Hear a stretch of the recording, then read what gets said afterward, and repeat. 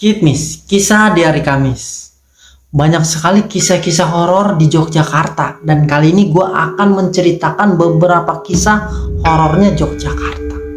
Salah satunya adalah kisah bioskop Regen yang berlokasi di Jalan Urip Sumoharjo, Yogyakarta.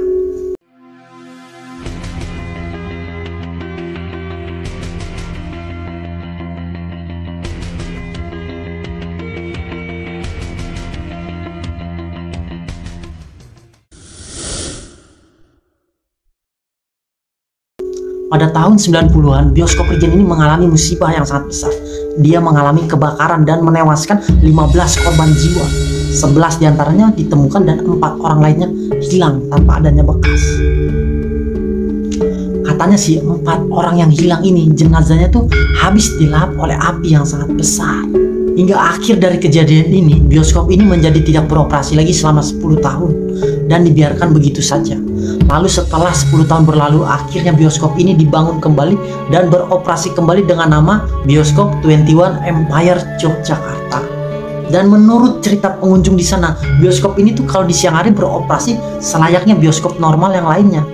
Tapi ketika malam tiba, banyak kejadian-kejadian horor yang dirasakan oleh pengunjung bioskop di sana.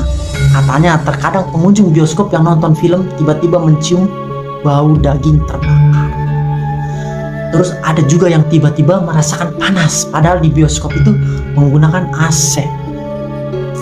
Dan yang lebih menyeramkannya lagi nih ya, katanya ada 4 pengunjung yang membeli tiket untuk nonton. Nah, ketika dia mendapatkan tiket, akhirnya dia masuklah ke bioskop dan mau duduk sesuai dengan bangku yang tertera di tiket.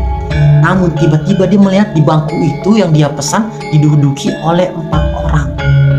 Akhirnya ketika dia melihat 4 orang duduk di bangkunya, akhirnya dia keluar dan komplain terhadap petugas. Setelah mendengar komplain, petugas akhirnya masuk dengan 4 orang yang beli tiket itu. Dan ketika diperiksa ke dalam, ternyata bangku yang diduduki itu kosong. Setelah ditelusuri, nyatanya hanya mereka yang ada di dalam bioskop itu. Jadi ternyata pengunjung pertama itu ya 4 orang tadi yang membeli tiket. Dan di dalam bioskop itu belum pernah sama sekali ada orang yang masuk. Sekian kisah horor dari salah satu kisah horor di Yogyakarta. Bagaimana dari kalian? Percaya atau tidak? Itu kembali ke kalian. Dan tolong tulis di kolom komentar. Sampai jumpa kembali di cerita-cerita horor dari Yogyakarta berikutnya. Terima kasih.